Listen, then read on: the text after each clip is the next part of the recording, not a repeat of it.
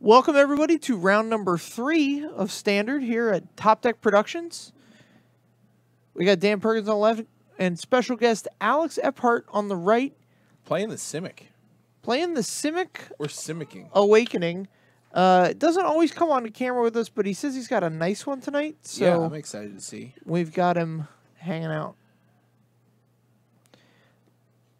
I think he's playing Sylvan Awakening, which is, we drafted a ton of Dominaria at our house. Yes. And I had to hard sell you on Sylvan Awakening, but we got there. I think we got there. No, we got there because we took it. You hard sold me once on the first time it came around in a moto draft.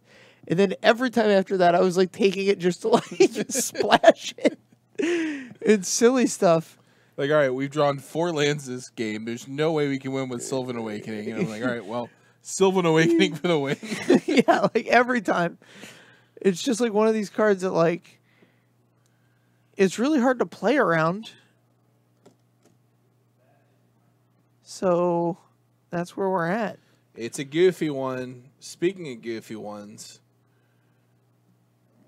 Speaking of goofy ones, he's got the one that lets you put a land from your hand into play. Top of the library. Oh, you look at the top of the library, and if it's a land, you get to play it. That's cool. All right, here's a search. Search for Escanta? No. Jack, we cannot do that. Can you just say, an extremely Chris Traeger voice, Dan Perkins? I don't know who Chris Traeger is, so no. Way to lay down the law. All right, we've got a Vivian Reed.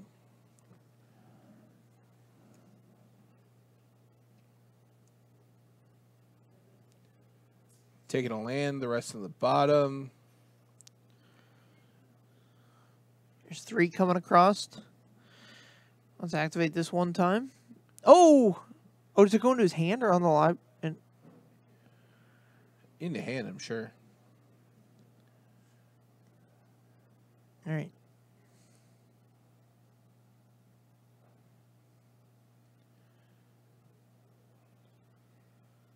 Okay, so he bins the scape shift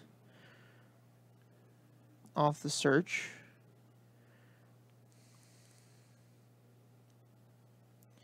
And here is another escape shift. Play escape shift. So we're going to sack 4.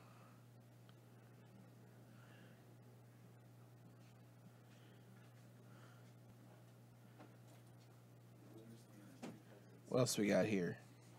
What else you got? Hostile Desert. That's not a hostile desert. That's an Evolving Wilds, right? Can't play deserts. Correct. I think it's an Evolving Wilds. And a Field of Ruin. All right. All right, so here's the start.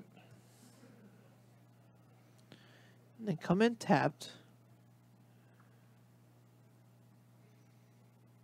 And so we pass.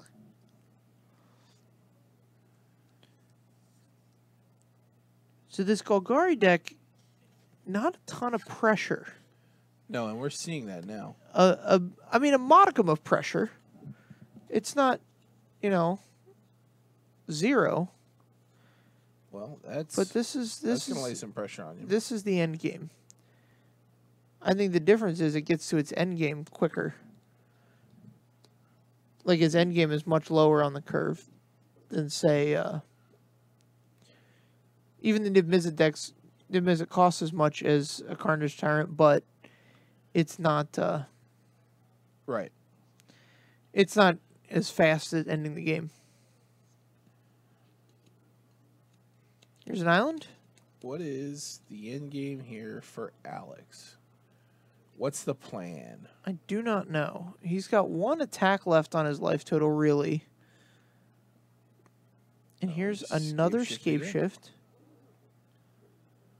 Floating one.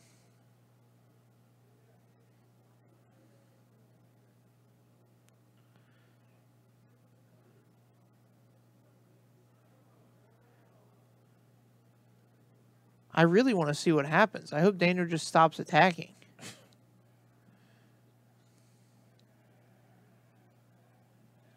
Yeah, I don't think there's a card. So, to my knowledge, there's the history. No, the Dominaria lore card. The Mending of Dominaria. Oh, sure.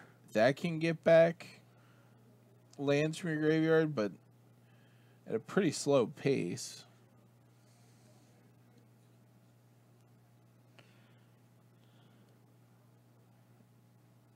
Yeah, there's a mountain for Banefire. Splendid Reclamation's no longer legal in the format, right? No, I mean, that was in Eldritch Moon. All right, so does he have to construct a turn here where he casts History of Dominaria and then Fog? And then Fog, and then Fog. Mending of Dominaria. Mending of Dominaria, and then Fog. Fog. The old triple Fog. Alex down to 1. Drew a Crucible of Worlds. Yeah. That's not going to cut it, though. All right, so hopefully we see some more action here. I mean, let's see what we're doing board-wise for Alex. We've got a pretty experimental deck played against a honed weapon. A weapon. So the guy in the chat here that wants to talk about Rob Lowe, I'll go West Wing quotes with you.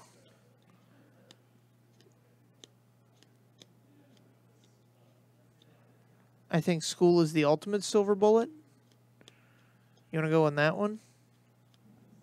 What? No, so Rob Lowe's character on the West Wing once said education is the ultimate silver bullet. Oh.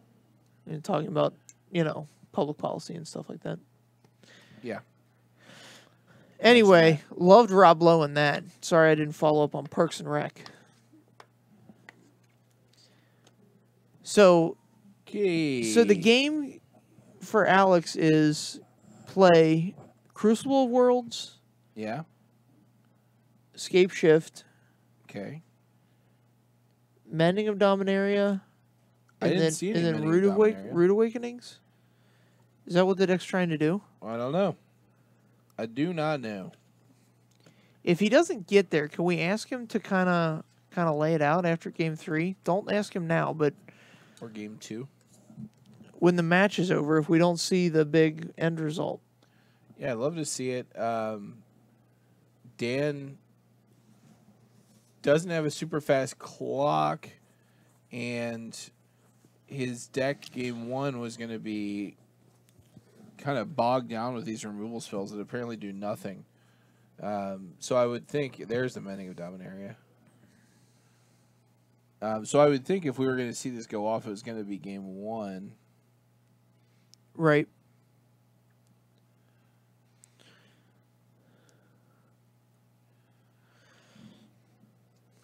Sending this one back. I feel like what Alex needs is a good ramp spell. Like give him a something. Kadama's Reach and call it a day. Well, I'd give him a Cultivate because Kadama's Reach is an arcane spell that's never going to get reprinted. But you do you, man.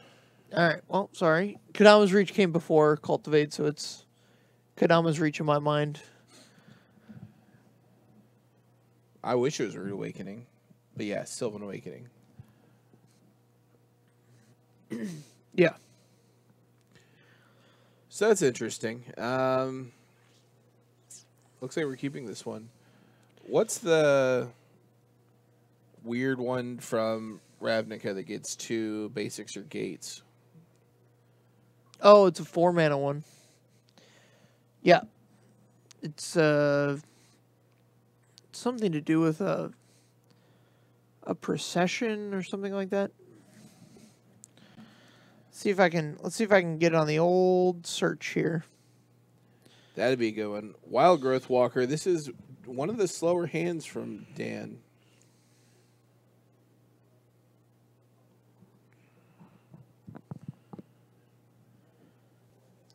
Dormant Chaos is equal to 4. Binning that cast down. Bidding the Wild Growth Walker.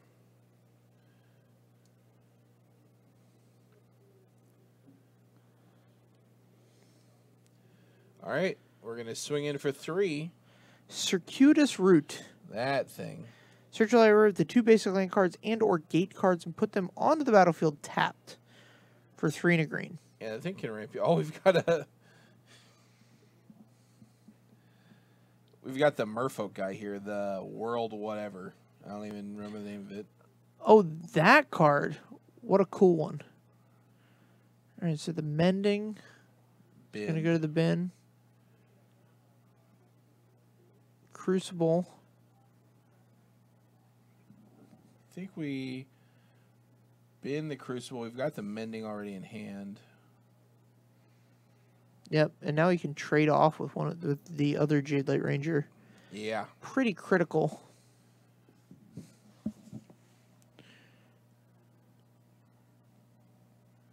Vivian Reed. Okay.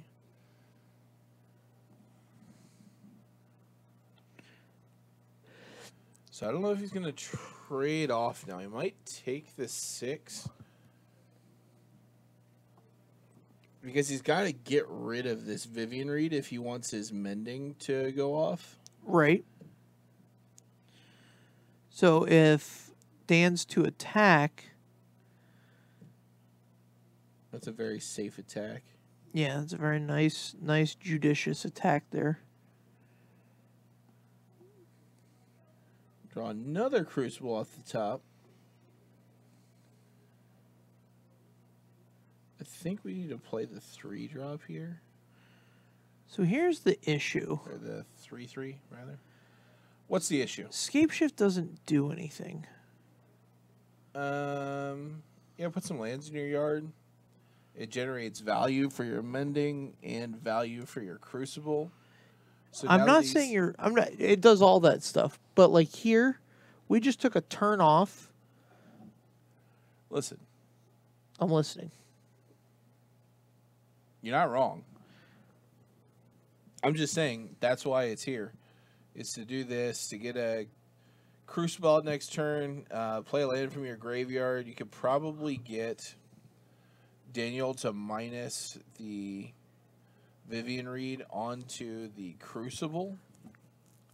Sure, and that saves your mending. And that kind of saves your mending. See, I guess Escape Shift turns on all your other cards. Yeah, it's really the crux of the deck here. Is it now that we Escape Shift, I can play Crucible this turn, this next turn, and then play a land out of the bin? Oh, here's Big Bag Carnage Daddy. Still have to trade this off. Yeah, he's going to have to take 4 here. I think it was 3. So we've got a land. We don't have to get it from the yard.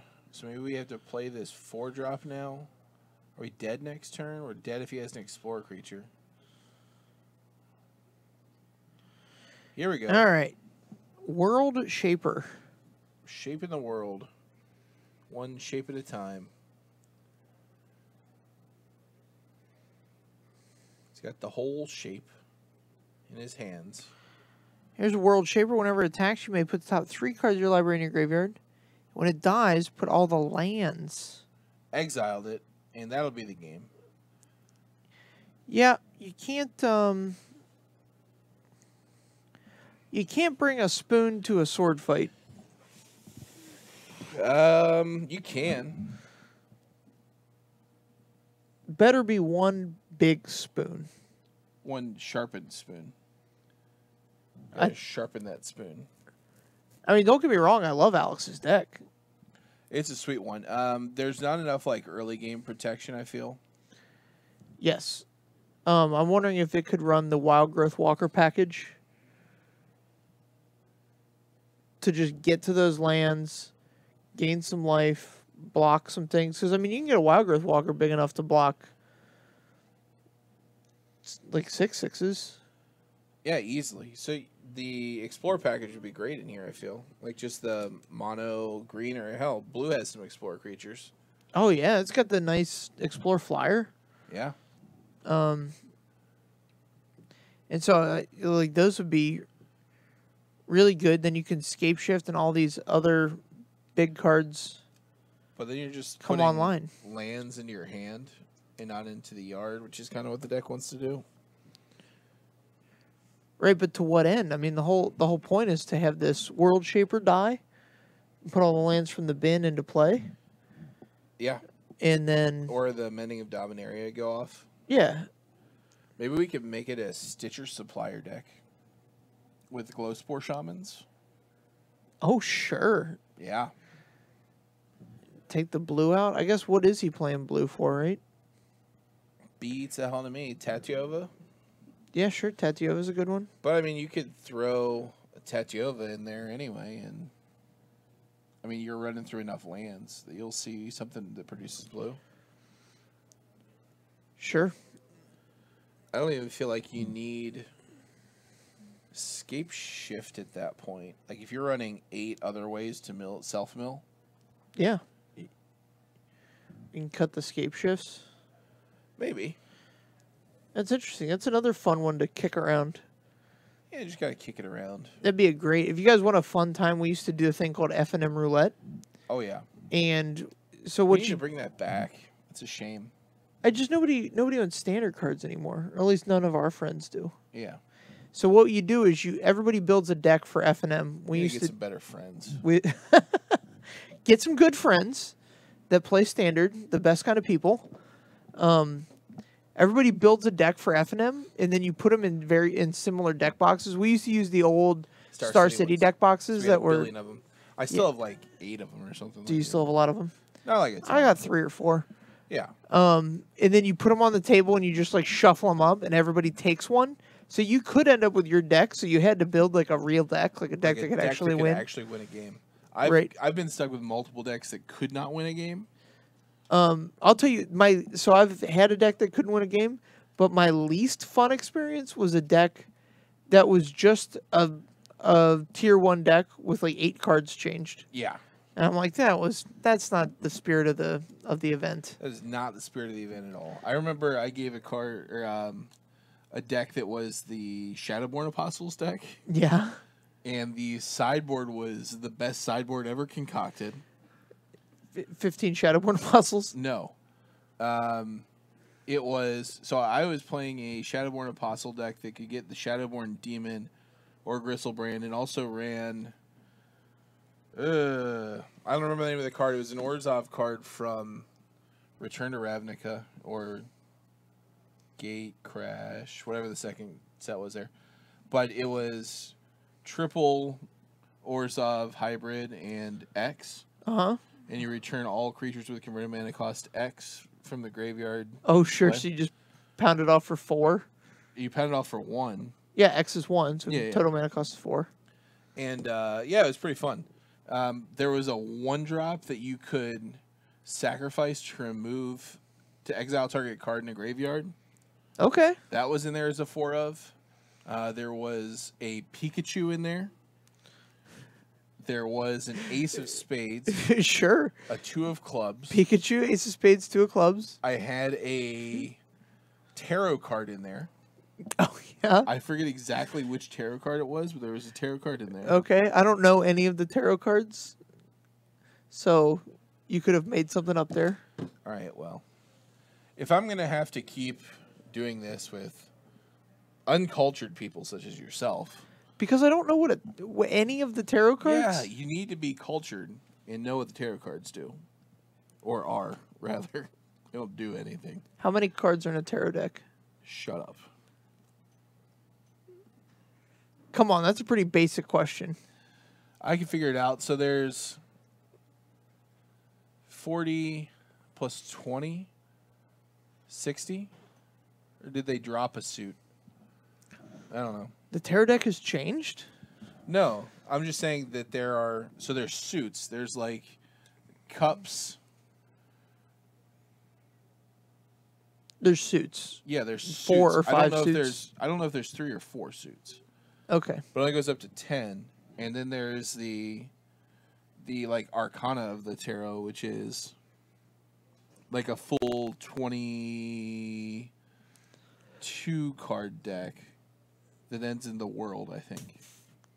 Ends in the world? The world. Amazing.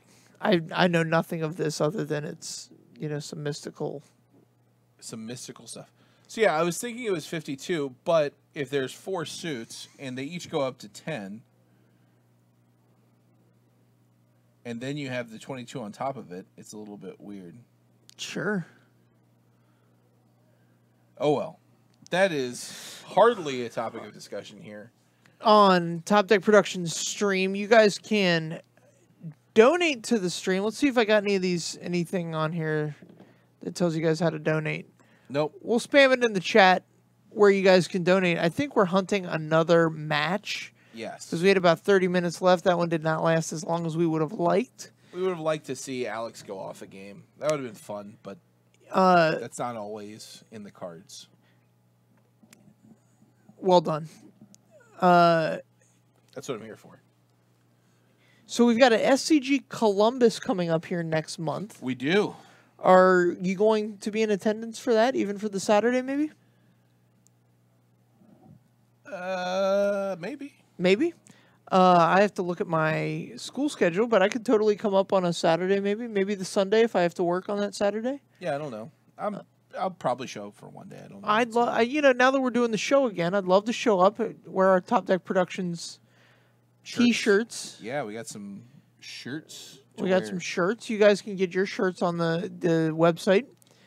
And maybe do some Top Deck Productions style giveaways if you come find us. Come find us. Taylor will buy you a steak. You heard it here first. No, I never said that. Never said that. Said a steak. Never said that. Taylor Gunn personally buy you a Columbus steak. Not happening. What's a good steakhouse in downtown Columbus? I know the one I like to go to. I want to go back to the one we were at before. I'm not telling you because I'm not buying any steaks in Columbus. I feel like you've already committed to it. No, I've said I would give a giveaway. I was going to do like a pack. A pack of steaks? That doesn't even make sense. Just give a singular steak. I'm not giving away any steaks. I don't understand why. All right, fine. Don't find us. You already committed to it. I didn't commit to anything. Where's the steak place at? I'm not giving away any steaks. What's the restaurant, though?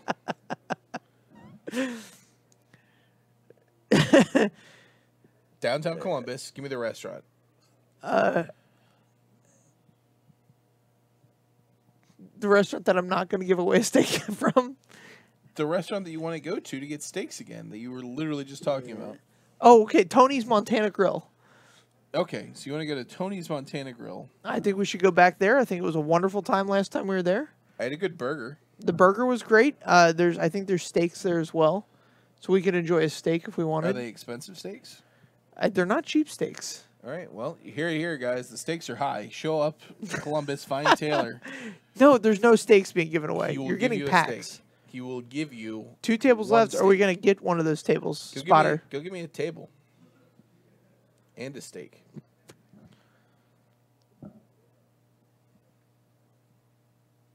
I don't think we're going to get one of these tables. We'll see. I'm going to go see about this. Don't promise anything from me. You've already promised steak. I haven't promised anything. I said a giveaway. I didn't say what the giveaway was. I'm coming back. I'll come back. Give me 1 sec. Taylor will sign the steaks. That is a guarantee. They're in game. They're in game? Yeah. Okay. I'm doing some research then. All right, he's just running away from his obligations to buy you all steaks. Welcome to life. That's how I do it. So we're gonna do a giveaway. I don't know. SCG Columbus. Taylor's gonna give away steaks. We'll figure out something else. I don't know what day we're going though, but we'll let you guys know.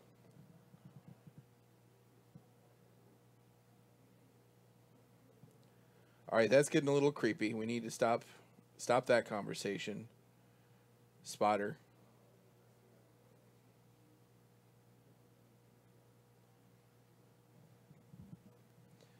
So we've got 2 matches left. What's the time left in the round, Spotter?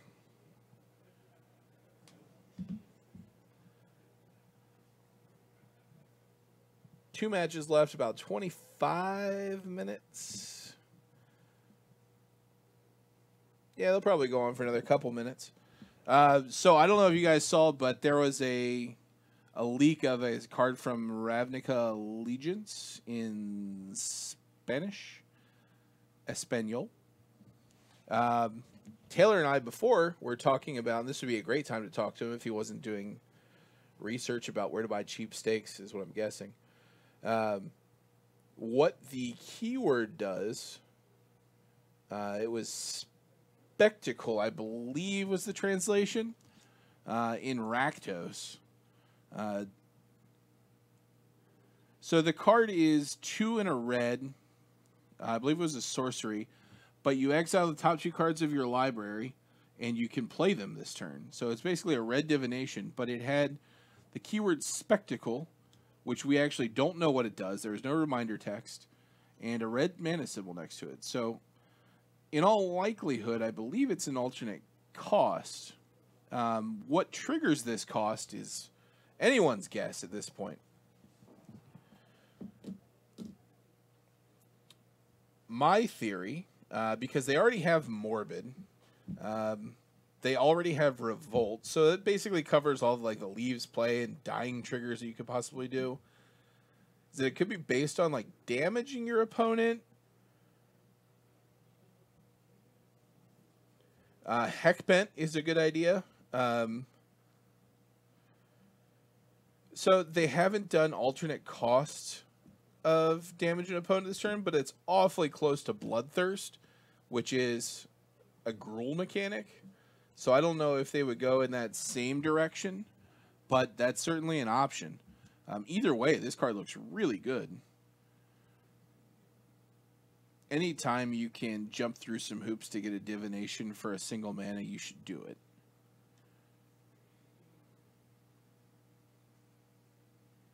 All right, there's one game that matters, and it can't be moved. One game that matters can't be moved. We're talking about Spectacle and Heckbent at the moment. Spectacle and Heckbent. Heckbent? Yes. We've got a theory that it is... You can cast it for its spectacle cost if you are Heckbent. Wouldn't it just be Heckbent then? Listen, man. What's Heckbent? Heckbent is Hellbent for 1 or fewer cards. No, Heckbent is the... Is less than Hellbent. Yeah, it's 1 or fewer. So Heckbent is the... What the hell is the name of that card? The Red God. Hazoret. Yeah, the Hazoret trigger, or the Hazoret condition. Heckbent. Oh, Heckbent.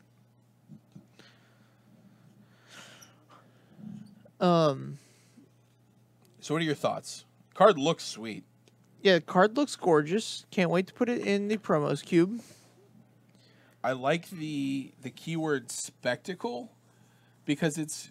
So we had Unleash and Hellbent, but like all of the other Rakdos cards, like we had Showstopper in the last one. Yeah. It's not all about just like randomly killing people and slaughter, although that does play a big part. Like there's a showsmanship to it. Yeah, it's like a... So I like focusing on that a little bit more. I love the idea of having like a party that gets so wild that we're like, all right, we're going to play Russian roulette. You know what I mean? We're going to just start killing y'all. No, like that's... Everybody line up. Or like, you know, I think of like a society where they just treat their war captives very poorly. And they're like, yeah, we're going to have a party and we're going to sacrifice one of the war captives. It's going to be sweet. Like, yeah. You know, like that kind of thing. I've never been to one of those parties, but I can assume it's a spectacle. I assure you it's a spectacle. I mean, America used to be like that, and it was quite the spectacle. Wow. Just throwing America right under the bus there. Dude, we need to talk about it more. We have a sordid past in this country, and... All right, move this picture out of my way. I need to see this chat. We got some chat going. Yeah. There we go. 1 violence. Act on impulse discount. Yep. It's a good one.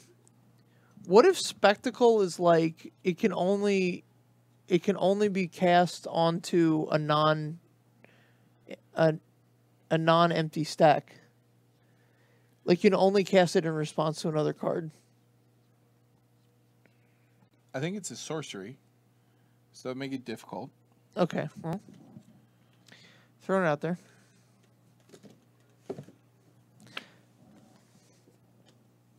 I was just thinking about It's floated. It's out there. I was thinking about other conditions. Yeah, you're just thinking outside the box. Yeah, I like it. I would love it if it were like based on like cards hitting your graveyard or something like that. Sure. So it's based on, so you could trigger it off of casting spells or revolt. Right. Type effects, although revolt was leaves play. Yeah. So, but I don't know. I kind of think we're going to see it be based on damage dealt, but I don't know. It'll be like a bloodthirst. Yeah, like bloodthirst, but it might be like life lost instead of damage dealt to open it up a little bit more, make it a little bit unique. Yeah, let's hope. I mean, let's hope it's hoping. Something cool. The real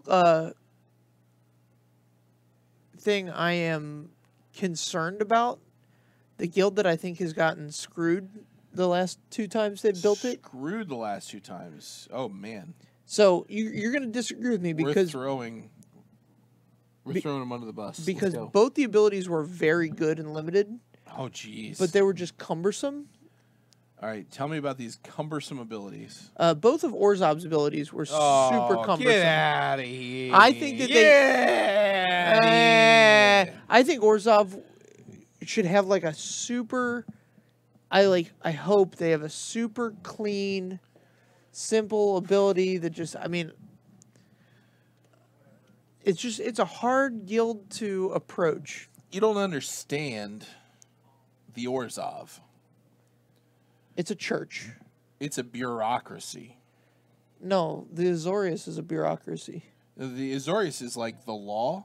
This is like a church that taxes its people, and everything is filed meticulously.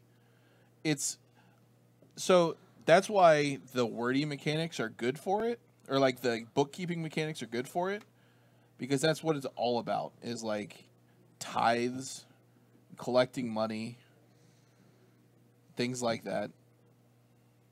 It's great. Extort was great.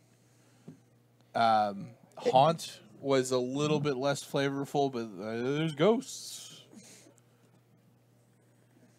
But I really liked Extort for Orzhov. Yeah, I did too, and I liked the way it played once you were accustomed to it, but I feel like it's very cumbersome. Think of like the Catholic Church. They even have Holy Ghosts in common. They do have Holy Ghosts. Yeah, Holy Ghosts. And they do have abusive patriarchies in place. So, there you go. Yeah, forecast useless, detain useless. I agree. Azorius, most of the guilds I feel like have kind of gotten hosed. At one point or another? I don't like any of the Simic mechanics. I love Evolve. For constructed.